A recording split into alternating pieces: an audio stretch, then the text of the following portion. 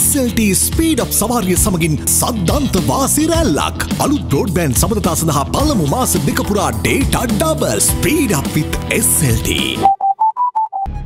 Unpleasant issues. President Maithripala Sirisena outlines issues his government inherited when it came to power. Broadening horizons. Prime Minister Ranil Wickremesinghe insists that Sri Lanka is not nearly as vulnerable as claimed by others. Where relations frayed. Former President Mahinda Rajapaksa pinpoints where he went wrong with India. I don't think this time they will do that. They must have learned something out of the last elections. So was it some kind of a communication gap? I think so. That must be the reason. Uncertain times. CID records a 4-hour-long statement from former Defence Secretary Gotabaya Rajapaksa. It also informs court that Chief of Defence Staff Admiral Ravindra Wijegunratne travelled overseas without the court's permission. Executive presidency is a bane. Centre for Policy Alternatives intends to advocate to abolish the executive presidency. The executive presidency has long been a bane on governance in Sri Lanka, and we have a splendid opportunity to be able to get rid of it.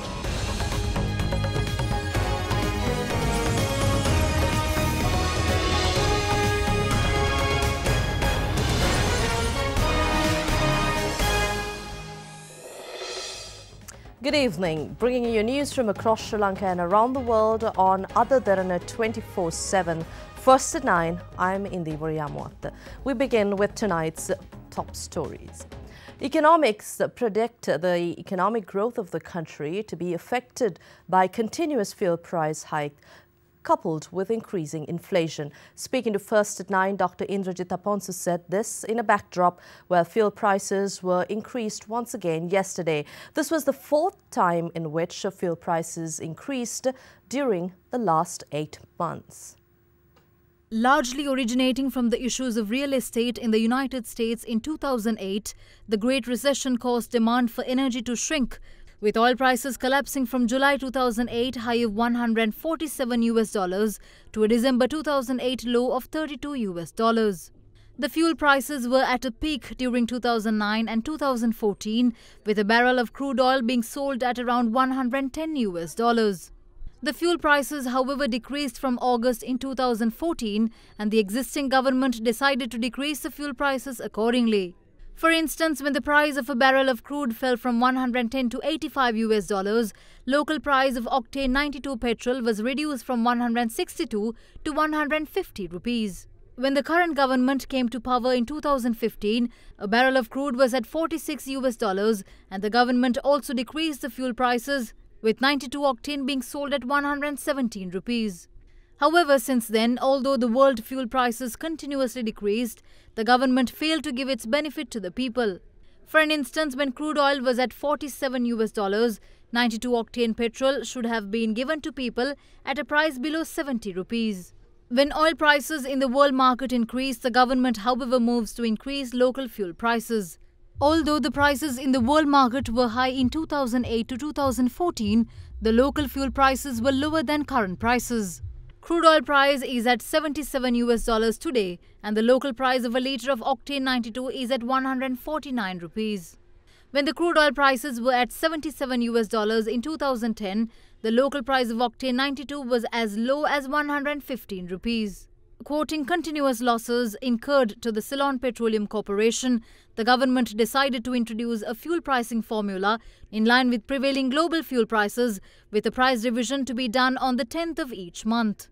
The committee appointed for the purpose convened on Monday at the Ministry of Finance and decided to increase the fuel prices since prices in the global market had gone up. Several transport associations, including All Ceylon Private Bus Unions Federation and All Ceylon School Van Transport Association, raised concerns yesterday, saying that the government should permit a fare and a charge hike for their services. Discontent was not limited to the transport sector, as the transport sector's calls to hike their charges set off a chain reaction which also involved other sectors of the country's economy. In the meantime, economists draw lines between continuous fuel price hikes and rising inflation trends in the country affecting the economic growth. Now, when you change the prices like this, it is quite possible that oil price changes can set in inflation trends. Now that is a serious problem if it happens. If the inflation goes up, and that is going to kill even whatever the prospects that the economic growth scenario is expecting. At the moment, we are in a downward trend in economic growth for the third successive year, and with inflation rising, with poor growth, we call stagflation. This is the last thing Sri Lanka should be expecting.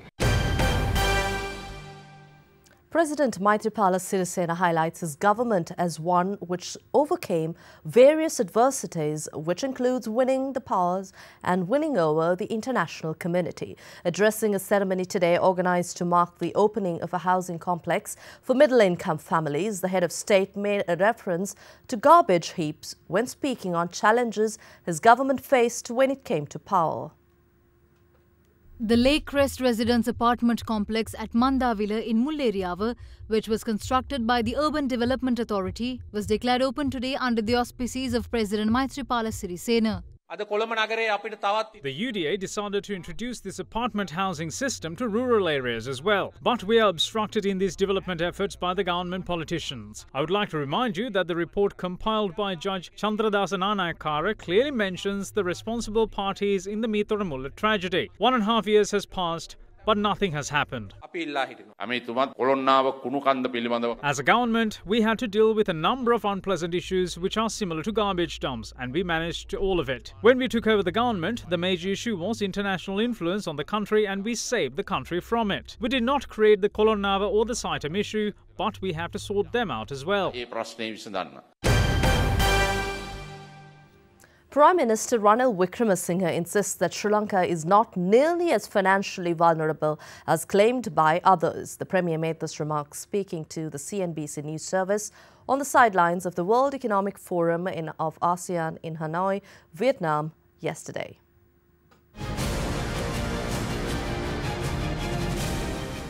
Prime Minister Ranil Wickremesinghe, who is in Hanoi in Vietnam participating in the Association of Southeast Asian Nations World Economic Forum, shot back at economists who called out the country as among Asia's most vulnerable to global emerging market volatility. He told the CNBC that the South Asian nation is building longer-term financial stability by diversifying its exports beyond tea and apparel and into higher-value goods and services. Despite concerns voiced earlier this month by ratings agency Fitch about a challenging external debt servicing outlook, high government debt and political uncertainty following regional polls, Wickremesinghe said he didn't believe Sri Lankan sovereign bonds were on the verge of a downgrade. Prime Minister Wickremesinghe also said that Sri Lanka, bailed out by the International Monetary Fund in 2009 and mid-2016, should not need further support from the global lender. Wickremesinghe also denied the OFT-cited claim that Sri Lanka was ceding control of strategically vital ports to Chinese control and said he didn't believe the country was falling into a debt trap caused by high-interest Chinese loans. A UN expert reminded Sri Lanka that human rights must be at the center of measures by Sri Lanka to promote economic growth that would include everyone. Juan Pablo Boholaskowski, the UN's independent expert on the effects of foreign debt on human rights, delivering his end-of-mission statement to media in Colombo, stressed the need for the Sri Lankan government to undertake an assessment of the human rights impact of both economic reform policies and infrastructure projects. The strategy chosen by the government, as recommended by the IMF, was to stabilize the economy by strengthening the fiscal and external sectors. Neither the government nor the IMF have conducted an ex-ante human rights impact assessment of the economic reforms implemented or announced. This exercise is of paramount importance from a human rights standpoint, trying to achieve fiscal adjustment by reducing public expenditure in education, health, and social transfer actually hinders long-term development and may have negative effects on social and economic stability. When we look at the public budget today, the debt repayment is the country's most important expenditure, with a significant amount of borrowing currently allocated for this purpose. Debt vulnerabilities of the country need to be managed with extreme care. Social spending should not be cut in order to repay increasing debt. if less harmful policies options are available. There are at least 3 complementary options that deserve to be considered. First, boosting domestic demand through various channels. Second, opening the discussion on whether the military budget reflects the fundamental changes the country has undergone in the last years, in particular in the fields of peace and economic development.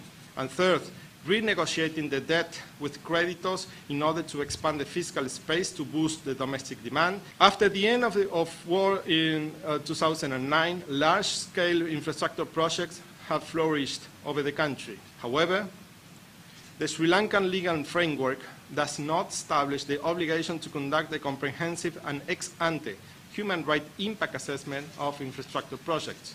I advise the government to close this gap by passing a robust legislation on this matter based on existing international human rights standards. Enhancing transparency, consultation, and participation of potentially affected people is essential. Well, former President Mahinda Rajapaksa intends to revisit his foreign policy towards India if he comes back to power by performing a balance act of the 2 regional superpowers. In an interview with Editor-in-Chief of Strategic News International, Nitin A. Gokhale in India yesterday, the former president admitted a communication gap must have been playing a role in the frayed relations between his government and India, but stressed on opening a new chapter with the neighbours. When the former president was quizzed on India's potential role in the upcoming elections, he was convinced that the Indian government would not have a hand in any way, as the neighbouring nation must have learnt better from the last result. The former president also went with the Indian Prime Minister Narendra Modi this evening.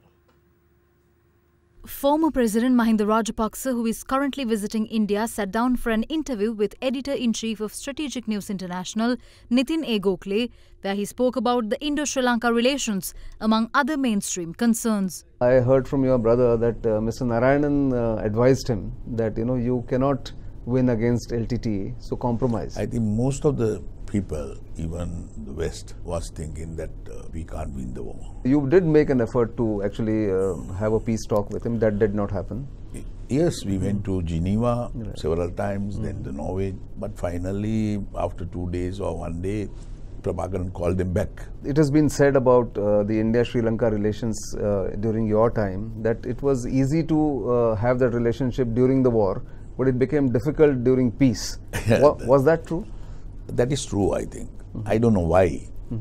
Because the last stages, everything changed. Right. Otherwise, they were helping us. So what went wrong? That I don't know. I don't want to comment about it. Right. Because it is the past. Yes. So we must start a new chapter. They have also amended this thing about no third term for a candidate to be a president.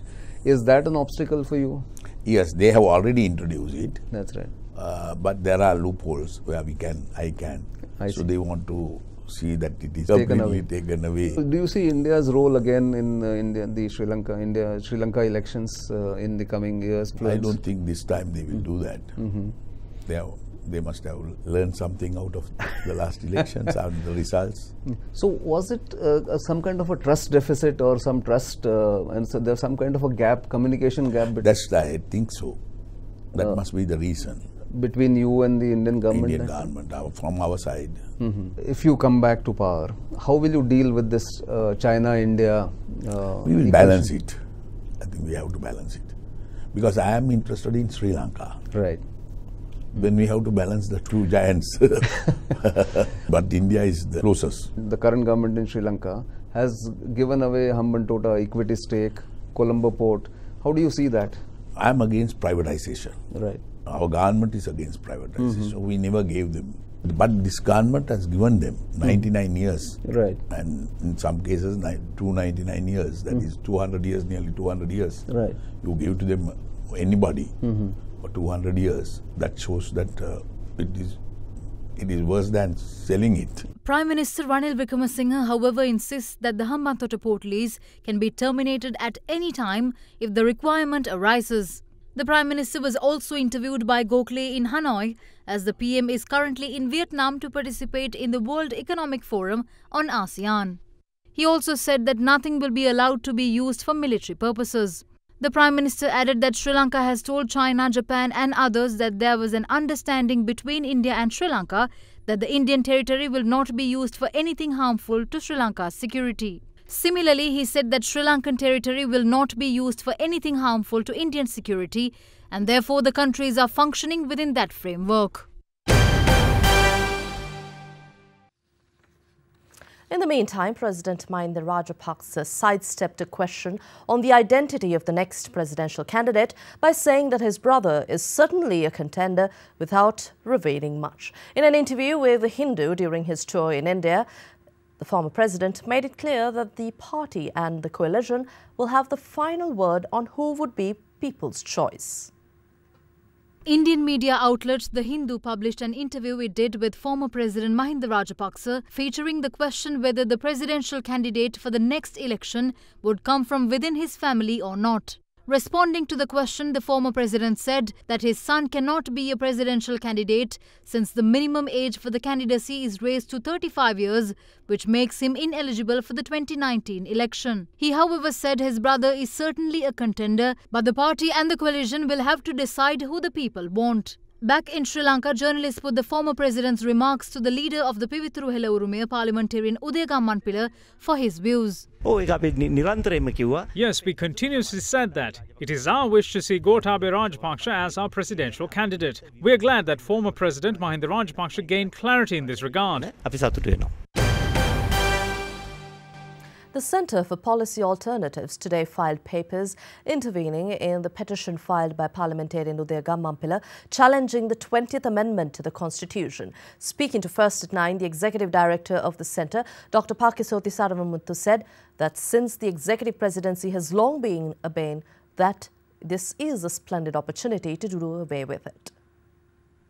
JVP parliamentarian Vijitha Herath recently tabled the draft bill of the 20th Amendment to the Constitution, which proposes to abolish the executive presidency in Parliament as a private bill. UPFA MP of the joint opposition Udaya Gammanpila filed a petition with the Supreme Court last Friday, challenging the draft bill of the 20th Amendment to the Constitution. In his application, the parliamentarian claims that the draft bill is in violation of the Constitution and names the Attorney General as the respondent. In such a backdrop, the Centre for Policy Alternatives today filed papers intervening in the petition filed by parliamentarian Udaya Gammanpila.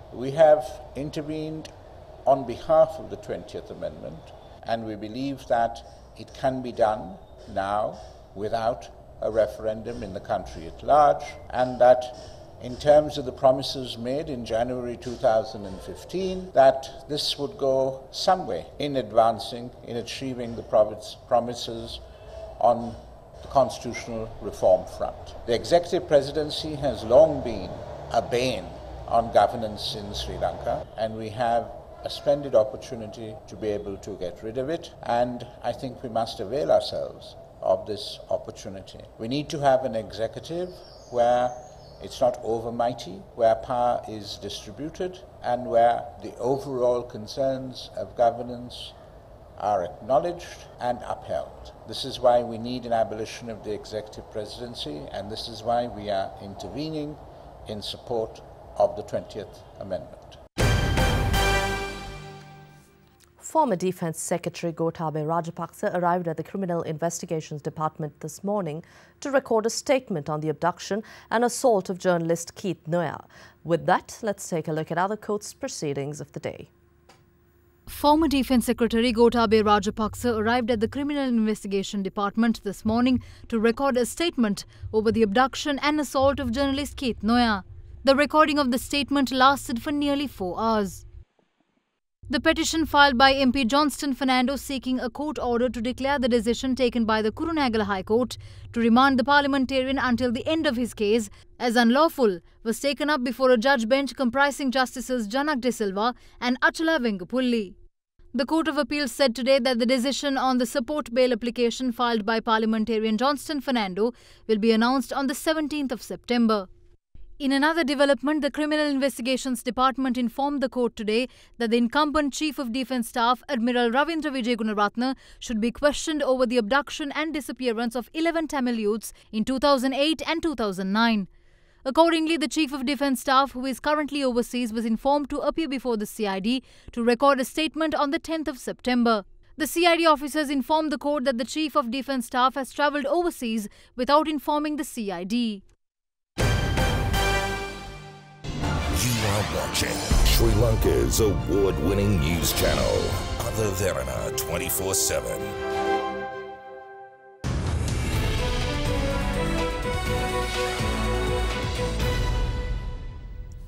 A slump in Sri Lankan tea prices continued in August this year, with the monthly auction average price falling for the 7th straight month, although there has been some recovery in prices of seasonal teas. According to tea brokers, the national tea sale average dropped for the 7th consecutive month this year from a high of 640 rupees and 5 cents a kilo in January to 534 rupees and 2 cents in August this year, down 16 rupees and 6%.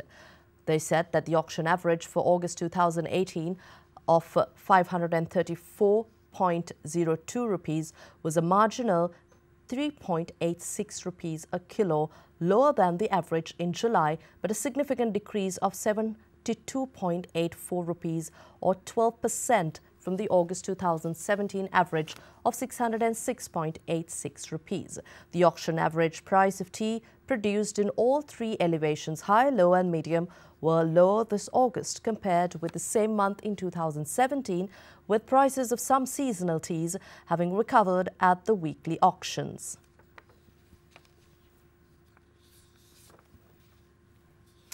And Sri Lankan shares fell for a third straight session and marked a two-week closing low as foreign investors sold blue chips after a research report said the country was facing risk of an exchange rate crisis. Analysts said that investors were worried after Japanese bank Nomura Holdings ranked Sri Lanka among 7 emerging market economies that were at risk of an exchange rate crisis. However, the central bank in a statement yesterday said that Nomura Holdings had made a serious communication, or rather a computational error. Analysts also said that increase in fuel prices weighed on the market and that the all-share price index ended 0.59% weaker today at 6,059.90, its lowest close since August 29th. All-share price index ended in red for the third straight session, recording a near two-week low dragged down by Ceylon Tobacco and Distilleries. Index witnessed a continuous downtrend during the day to close at intraday low of 6,059, losing 36 points. Turnover has increased more than twofold. A net foreign outflow was witnessed with high foreign participation, while parcel trades were witnessed on Cargill's, John Keel's Holdings, Union Assurance and Sampath Bank. And the Sri Lankan rupee hit a fresh low before ending steady as late dollar sales by banks outpaced demand for the greenback from importers early in the day. However, the unit was still under downward pressure due to global strengthening of the US currency. The local currency ended at 162.35 to 45 per dollar, unchanged from yesterday's close. We take a look at how the Sri Lankan rupee traded against other major currencies during the day now.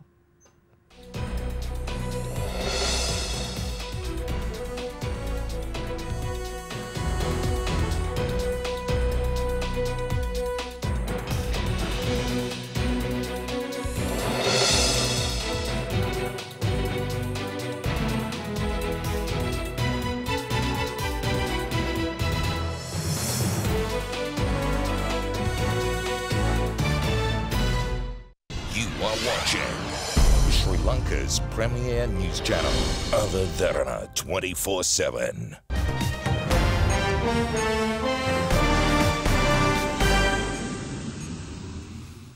In news overseas, Russian President Vladimir Putin refused the United Kingdom's assertion that the 2 men it identified in the poisoning of ex-Russian spy Sergei Skripal and his daughter are members of Russia's military intelligence service, the GRU. The Russian leaders say that the 2 men are in fact civilians and not criminals. The UK government named them as Alexander Petrov and Ruslan Bosharov, implicating them in the poisoning, which happened back in March in Salisbury.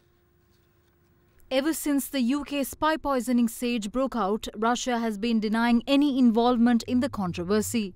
In its latest move, President Vladimir Putin said today that Russia knows the real identity of two men accused by British prosecutors of trying to murder former Russian spy Sergei Skripal and his daughter Yulia in Britain. British prosecutors last week identified two Russians who they said were operating under aliases Alexander Petrov and Ruslan Bashirov and were persons of interest in the attempted murder and Skripal's with a military-grade nerve agent. Speaking at an economic forum in the Russian port city of Vladivostok, Putin said Russia had found the two men, that they were civilians and there was nothing special or criminal about them, and that he hoped they would come forward and tell the world their own story. Taking a look at your weather forecast for tomorrow, the temperatures are set to vary between 19 and 34 degrees Celsius, with the highest of 34 degrees expected in Batticaloa and Ampara districts. Many parts of the upper region of the island will experience sunny weather, with some parts in the lower region of the island also experiencing sunny and favourable conditions. We take a look at your city-by-city weather forecast for the next 24 hours.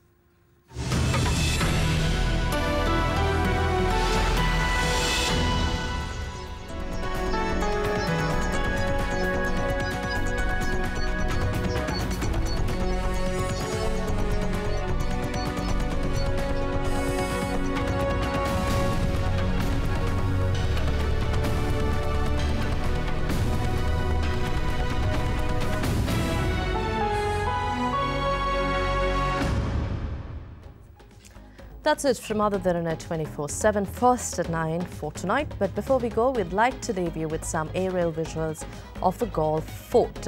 It was first built in 1588 by the Portuguese, and the heritage value of the fort is recognized by the UNESCO as the site is inscribed as a World Heritage Site. Enjoy the visuals. Have a pleasant evening. Good night.